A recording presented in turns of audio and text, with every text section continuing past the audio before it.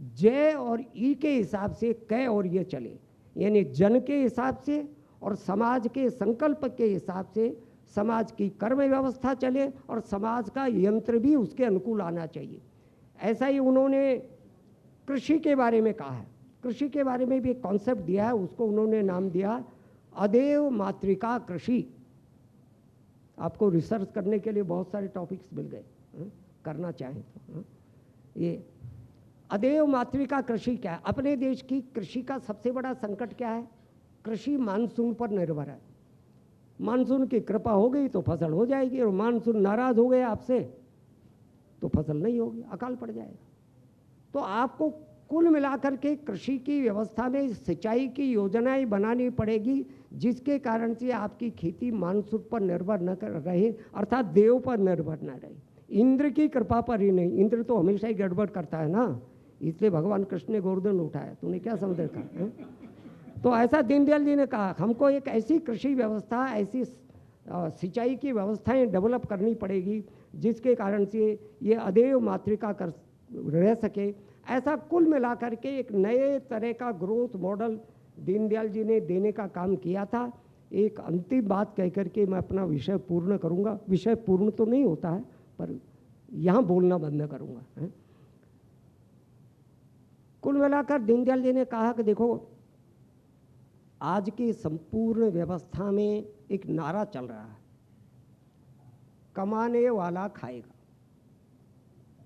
किसको मिलना चाहिए? जो कमाता है उसको मिलना चाहिए। कुल मिलाकर संपूर्ण इकोनॉमिक बिहेवियर का जो पैटर्न है, उसका जो डायरेक्शन है, वो डायरेक्शन ये है, कमाने वाला खाएगा। ये उचित है क्या समाज के लिए? समग्र सामाजिक सुख इसमें से आएगा क्या? जिस इंटीग्रल ह्यूमनिज्म की बात दीनदयाल जी ने कही, वो आएगा क्या? ये सबका विकास, सबका साथ इसमें से उत्पन्न होगा क्या? नहीं होगा। तो दीनदयाल जी ने कहा नारा गलत है, इसमें अगला जोड़ो, कमाने वाला खिलाएगा। यही पार्टिसिपेटरी है ना, यही तो इंक्लूसिव ग्रोथ है ना। तुमने जो कुछ कमाया, जो कुछ अर्जन किया, जो कुछ उत्पादन किया, तुमने अकेले ने कर लिया क्या? कोई भी समाज में काम करने वाला व्यक्ति समाज से हटकर, समाज के सहयोग के बिना किसी भी चीज़ का उत्पादन कर सकता है क्या? नहीं कर सकता। बाकी का सहयोग चाहिए ना। इसलिए होना क्या चाहिए? कमाने वाला खिलाएगा। पर एक डर था इसमें से, निठल्ले लोग पैदा हो सकते हैं, मिलेगा तो नहीं। अजगर करे न चाकरी, पंछी करे न काम, दास मलूका कहे गए सबके दाता राम। काहे के लिए काम धाम करना है? क्यों चक्कर में पड़ते हो? तो ऐसा कर्म विहीन व्यवस्था बन सकती था ना। तो इसलिए दीनदयाल जी ने कहा कि देखो, कमाने वाला खाएगा, उससे आगे बढ़ो, कमाने वाला खिलाएगा और उससे भी आगे बढ़ो, खाने वाला कमाएगा। ये युति है, त्रिकोण है, इंटर रिलेटेड है, इंटर कनेक्टेड है, इंटर वोवन है। तो समाज के बारे में और एकात्म मानव दर्शन के आधार पर विकास के मॉडल के बारे में सोचते रहें। इस दृष्टि से अगर अपन सोचेंगे तो कुल मिलाकर ध्यान में आएगा हम इस दिशा में करते हैं। जिन विद्यार्थियों का और जिन मित्रों का इन विषयों में और अधिक गहरा अध्ययन का रुचि हो, उनको मैं 3 किताबें सजेस्ट कर रहा हूँ। ये दीनदयाल जी का एकात्म मानववाद, इसकी तो खूब ही चर्चा हुई है, वो 4 भाषणों का संकलन है, वो तो पढ़ना ही चाहिए। पर 2 पंचवर्षीय योजनाएं जब अपनी पूरी होगी, प्रथम पंचवर्षीय योजना 1951-56 और सेकंड 5 ईयर प्लान 1956-61, 2 पंचवर्षीय पूरी होगी। उसके बाद में दीनदयाल जी ने इन दोनों पंचवर्षीय योजनाओं का क्रिटिकल इवेल्यूशन किया है। वो किताब ही बैठकर लिखी है दीनदयाल जी ने। ये तो भाषण दिए दीनदयाल जी ने 4, जिसमें से एकात्म मानववाद है, वो दीनदयाल जी ने बाकायदा बैठ कर के लिखा है। उस किताब का नाम है 2 प्लान्स। जरूर पढ़िए। प्लानिंग की दिशा क्या हो, हमारी प्लानिंग डिरेल्ड कहाँ से हो गई, उसमें कमी क्या रह गई, उसमें कमजोरी, बहुत ज़बरदस्त विवेचन है 2 प्लान्स नाम की किताब का। ये जरूर पढ़ना चाहिए। एक ऐसी ही दीनदयाल जी की और एक बड़ी किताब है, भारतीय अर्थनीति विकास की एक दिशा। बहुत विस्तार के साथ में इन सब चीज़ों को उन्होंने, दीनदयाल जी ने कहा, जिन्होंने इस जो विषय मैंने आज इस सत्र में रखने का थोड़ा बहुत प्रयत्न किया है, दीनदयाल जी को ठीक से समझे बिना।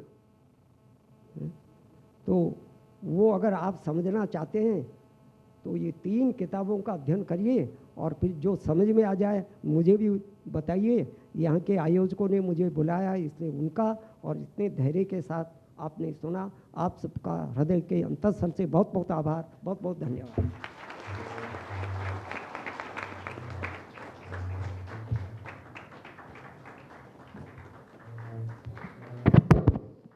जैसे कृष्ण ने सारे उपनिषदों का निचोड़ निकाल के और गीता का नेक्टार हमको पिलाया, ठीक उसी तरह से विभिन्न अर्थ चिंतन करने वाले मनीषियों के विचारों का मंथन करके, किंतु भारतीय परिप्रेक्ष्य में भारतीय संस्कृति के अनुकूल, भारत की आवश्यकताओं के अनुकूल जो विचार रखा गुप्ता जी ने, ये विश्वविद्यालय, सभी विद्यार्थी उनके बड़े आभारी हैं। मैं सर आपकी इजाज़त चाहूँगा, जो किताबें इन्होंने सजेस्ट की हैं वो तो पढ़ें ही अवश्य, लेकिन मंदिर में जाने से पहले मंदिर के बाहर 2 चौकीदार होते हैं। ये भारतीय परंपरा में मंदिर निर्माण की शैली है। अगर उनकी पूजा नहीं की गई तो विघ्न पैदा हो जाएगा और अंदर तक नहीं पहुंच पाएंगे।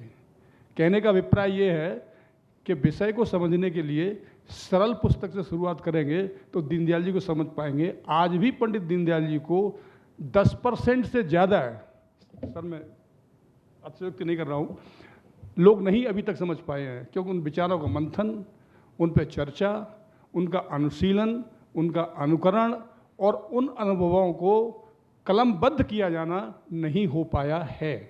इस वजह से अभी उसको समझने के लिए मैं निवेदन करूंगा कि डॉक्टर साहब की किताब Sumangalam alternative paradigm of development अंग्रेजी में ज्ञान प्रकाशन ने छापी है और हिंदी में सुरुचि प्रकाशन से, गुजराती में भी उसका ट्रांसलेशन हुआ है और कन्नड़ में उसका ट्रांसलेशन चल रहा है। तो जिस भाषा में आपकी रुचि हो कृपया उसे पढ़ें। रामायण पढ़ने से पहले हनुमान चालीसा पढ़ा जाता है, अगर हनुमान चालीसा नहीं पढ़ा गया तो रामायण समझ में नहीं आएगी। ये मेरा वायदा है, क्योंकि मैं सर मार के मर गया, मुझे समझ में नहीं आया तो मैं डॉक्टर साहब के पास गया, क्योंकि सौभाग्य से, बड़ा सौभाग्य है मेरा कि बेले बिल्कुल एक रोड छोड़ के पड़ोसी हैं, तो मैं इनको तकलीफ देता हूँ, डॉक्टर साहब किताब नहीं मिली तो बोल कहते हैं मैं अच्छा मंगा देता हूँ, तुम देख लेना उसमें। और कितनी विनम्रता, उसमें कोई त्रुटि हो तो मुझे ज़रूर बताना। ये रात के 9:45 बजे की बात है। ऐसा स्नेह, ऐसा आनंद, ऐसी सहजता और ऐसी गंभीरता विषय को एक नर्सरी के बच्चों को समझाते हैं ना, इस तरह से स्पष्ट की है। तो मेरे करबद्ध प्रार्थना है कि इन सब बड़े बड़े एनसाइक्लोपीडिया को पढ़ने से पहले हनुमान चालीसा जरूर पढ़िए, फिर रामायण समझ में आ जाएगी, वरना हनुमान जी रामायण को नहीं समझ लेंगे। ये ध्यान रखना, रामायण में हिदायत दी गई है, इसलिए हनुमान जी ने कहा है प्रातले जो नाम हमारा ताई दिन ताई ने मिले आहारा, क्योंकि वो स्वयं पूजा करते हैं। तो उचित समय पे उसको पढ़ना बहुत ज़रूरी है, फिर ये सारी बात समझ में आ जाएगी। सर ये जो इतना सुंदर वक्तव्य और बहुत से मेरे कंसेप्ट जो खुले हैं आज समझ में आए हैं, क्योंकि जब तक गुरु से नहीं सुना जाए, व्यक्ति से नहीं सुना जाए तो भारतीय परंपरा में ज्ञान नहीं मिलता, पुस्तक से बात समझ में नहीं आती है। विश्वविद्यालय की ओर से कृतज्ञता प्रकट करते हुए मैं माननीय कुलपति महोदय को निवेदन करूंगा कि गुप्ता जी को शॉल उड़ा के उनका स्वागत करें और हम सभी के लोग से एक स्मृति चिन्ह उनको प्रस्तुत करें, ताकि जब भी वो खोलें तो इस विश्वविद्यालय की उनको याद आए और इस विश्वविद्यालय के सदैव हित में काम करते रहें।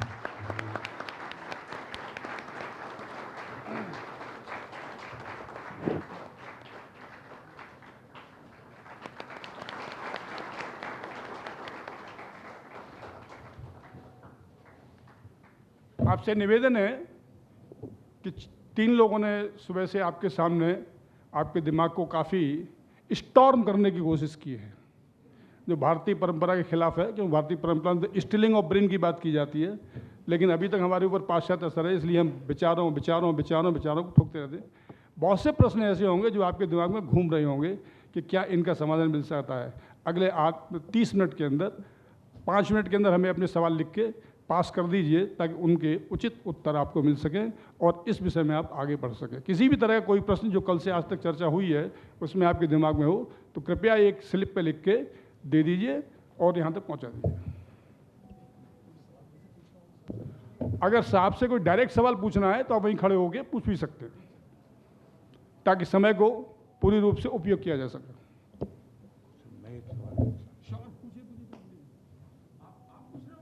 सर बोल नहीं सर, एक बहुत इनका इन्होंने नहीं इम्पोर्टेंट नहीं, इन्होंने 2 पॉइंट बड़ा इम्पोर्टेंट किया, बस नहीं पूछता। डॉक्टर साहब क्या कह रहे हैं, मैच फिक्स मत करो।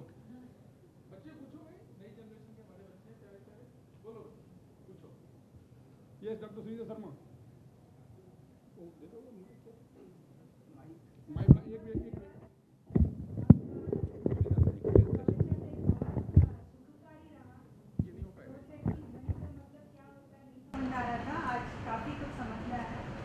एक चीज़ बहुत मुझे बॉर्डर जो कर रहा है आजकल इंडियन गवर्नमेंट ने उसको नाम दिया है कॉर्पोरेट सोशल रिस्पॉन्सिबिलिटी, और उसमें वो कहते हैं कि जब आप प्रॉफिट कमा लो तो उसका 2% जो है कॉर्पोरेट सोशल रिस्पॉन्सिबिलिटी में दे दो। मुझे जो चीज़ अखरती है वो ये है कि जो उद्योग है वो काफ़ी सारे रिसोर्सेज को एक्सप्लॉइट करते हैं, गंगा में गंदा पानी बहा देते हैं, चाइल्ड लेबर करते हैं और रिसोर्सेज में गंदी हवा दूषित करते हैं। इस तरह से प्रॉफिट कमाने के बाद अगर 2% दिया जाए, ये कहाँ तक आगे है? क्या गवर्नमेंट उसको दूसरी तरह से नहीं इम्प्लीमेंट कर सकती कि पहले आप अपने बिजनेस को रिस्पॉन्सिबल बनाइए, तब जाके रिस्पॉन्सिबिलिटी की बात आप करिए? तो मुझे कहीं ना कहीं ये विचारधारा आपके माध्यम से पता चली कि पंडित जी के भी यही विचार थे, और कहीं ना कहीं ये बॉर्डर कर रहा था एक साल से ये क्वेश्चन कि क्या कॉर्पोरेट सोशल रिस्पॉन्सिबिलिटी सही है या रिस्पॉन्सिबल बिजनेस मॉडल सही है? ये 2 चीज़ पे अगर आप अपना वक्तव्य। बहुत अच्छा प्रश्न है आपका। वास्तव में तो प्रश्न में ही उत्तर भी छिपा है। ऐसा होता है कि जब समाज जीवन में कई तरह के डिविएशंस आ जाते हैं तो कुछ शॉर्ट टर्म मेजर अपनाने पड़ते हैं। एकदम ऑपरेशन डॉक्टर बहुत ही क्रिटिकल स्टेज में करता है, पहले तो दवा ववा दे करके ऐसे ठीक करने का प्रयत्न करते हैं। तो अपने देश में जिस लाइन में संपूर्ण इकोनॉमिक एक्टिविटी चली है, वो इकोनॉमिक एक्टिविटीज़ तो भारत की परंपरा के अनुसार चली नहीं, इसीलिए कठिनाई पैदा हुई। पर ये फैक्ट ऑफ दी लाइफ है, आज बड़े उद्योग हैं। अब एक झटके में तो न कोई सरकार न कोई समाज उनको नकार नहीं सकता। उनके मन में थोड़ा थोड़ा समाज के प्रति संवेदना पैदा की जाए, बिल्कुल भी ना हो तो भी उनको कोई रोक नहीं सकता था। तो कुछ न कुछ मात्रा में समाज के प्रति संवेदना प्राप्त पैदा की जाए, उसका ये टाइम गैप अरेंजमेंट है। It is not a permanent arrangement. Permanent arrangement तो जो दीनदयाल जी को रखते समय मैंने कहा, भारतीय अर्थव्यवस्था का अगर अंततोगत्वा स्वरूप आना है तो बेसिकली डिसेंट्रलाइज इकोनॉमिक स्ट्रक्चर में जाना है। तो डिसेंट्रलाइज इकोनॉमिक स्ट्रक्चर वो परमानेंट सॉल्यूशन है। पर जब तक नहीं आता तब तक इन बड़े उद्योगों ने जो कुछ कमाया है वो समाज के बिना तो नहीं कमाया। समाज में से कुछ उनको शेयरिंग होना चाहिए। उसके लिए कहा कि भाई तुम कुछ उनको तो रेस्पॉन्सिबल हो समाज के, उतना उसको अर्थ मानना चाहिए।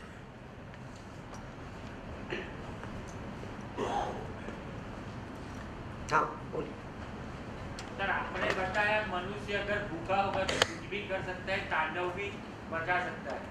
और मेरा मानना है भूख, हर एक तरह की ज़्यादा भूख तांडव मचा सकता है। वो भोजन की भूख हो, सत्ता लालसा की हो या रियलिटी ऐसे की हो, तो उसको संयमित करने के लिए क्या उपाय हो सकता है? देखिए, सब चीज़ों का संयम का एक ही उपाय है। 2 प्रकार से मनुष्य के जीवन में संयम आता है। एक तो विचारों के आधार पर आता है। आप और हम असंयमित क्यों होते हैं? हमारा माइंड सेट वैसा क्रिएट कर दिया। अब विद्यार्थी हैं, विद्यार्थियों को आजकल हम क्या पढ़ाते हैं? कैरियरिज्म पढ़ाते हैं ना। माँ बाप भी क्या सिखाते हैं बच्चे को? कैरियरिज्म सिखाते हैं ना। शादी करने का प्रश्न आता है तो कहाँ, जब वर वधू का मिलान करते हैं तो क्या देखते हैं उसमें से? तो कुल मिलाकर माइंड सेट जो वर्तमान में अर्थ प्रधान बन गया है, वो अर्थ प्रधान माइंड सेट कुल मिलाकर के व्यक्ति को असंयम की दिशा में बढ़कर अधिकाधिक अपने पास में रखने का था। यही राज्य व्यवस्था के बारे में हो सकता है कि यहाँ किसी न किसी सत्र में दीनदयाल जी ने राज्य व्यवस्था के बारे में क्या कहा ये किसी ने कहा है, कहा गया होगा। और मैंने भी एक वाक्य में कहा कि ये जो हमारी मान्यता बन गई है कि संपूर्ण काम राज्य सत्ता करेगी, ये मान्यता ही बेसिकली गलत है। इस मान्यता को उलटकर समाज सत्ता या लोक सत्ता, जिसके लिए शब्द प्रयोग दीनदयाल जी ने कहा था, वह प्रमुख है, राज्य सत्ता उसके एजेंट है, ऐसा कहा। और दीनदयाल जी ने तो इससे भी अधिक कठोर कहा, स्वयं राजनीति में रहते हुए उन्होंने कहा कि ऐसा राज्य और राजनीति जो राष्ट्र और राष्ट्रीयता को क्षीण करे वो त्याज्य है, वो नहीं चाहिए हमको, ऐसी राज्य व्यवस्था, ऐसा उन्होंने कहा। पर ये सब चीज़ें लाने के लिए एक प्रयत्न करना पड़ेगा ना, एक माइंडसेट लाना पड़ेगा। राज्य व्यवस्था के संबंध में भी उन्होंने उपाय बताया था, हो सकता है किसी सत्र में आया हो, लोक मत परिष्कार आया क्या? हाँ, दीनदयाल जी ने कहा था ये लोकतंत्र है ना,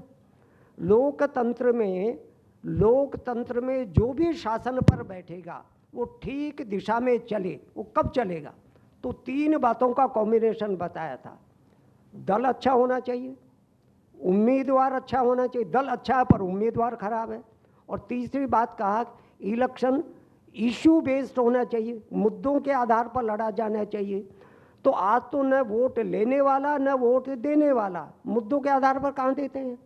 हम कास्ट के आधार पर देते हैं, हम रिलीजन के आधार पर देते हैं, हम लैंग्वेज के आधार पर देते हैं, हम भाई बंध के आधार पर देते हैं, मित्रता के आधार पर देते हैं, इश्यूज के आधार पर क्या?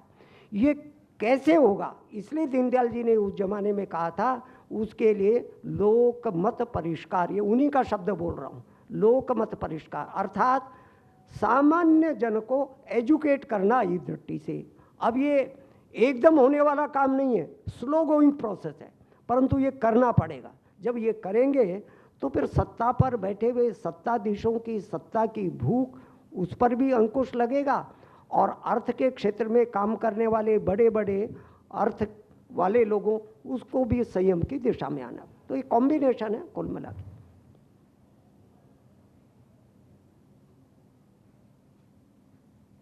हाँ, इधर कोई खड़े थे, ठीक है, ज़्यादा प्रश्न पूछना भी नहीं चाहिए, भोजन का समय हो गया है। नहीं तो फिर बुभुक्षितम किम करोति पापम हो जाएगा। हाँ, आप पूछ रहे।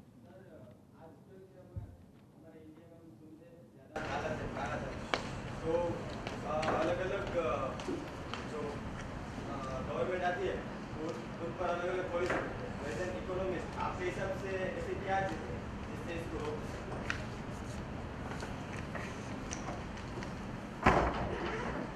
देखिए, 2-3 काम करने पड़ेंगे। एक तो सरकार की पॉलिसीज में परिवर्तन। तो काला धन अपने देश में जनरेट कोई हवा में से तो नहीं हुआ, सरकार की गलत नीतियों के कारण से, या जो कुछ नीतियां बनी उनकी ईमानदारी से इम्प्लीमेंटेशन न करने से काला धन बना है। 2-3 मेजर सोर्सेज हैं काला धन का।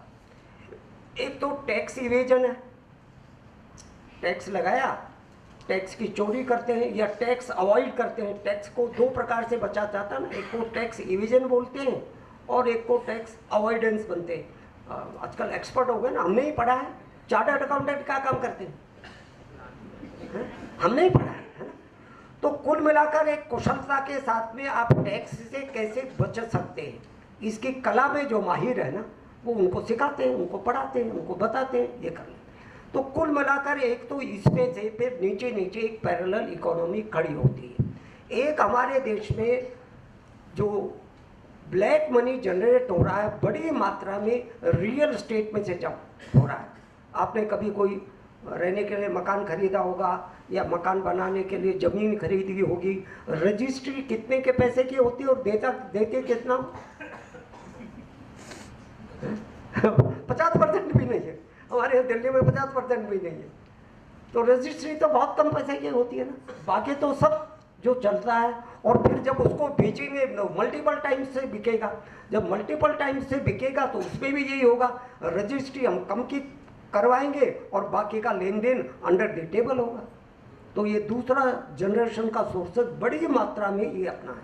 तीसरा अपने यहाँ पर ब्लैक मनी का बड़ा सोर्सेज हुआ माइनिंग, सब आया है ना। कोयला का काला घोटाला। मैं कई बार कहता हूँ कोयले का कोई सफ़ेद स्वर्ण घोटाला थोड़े होगा, कोयला का तो काला घोटाला है।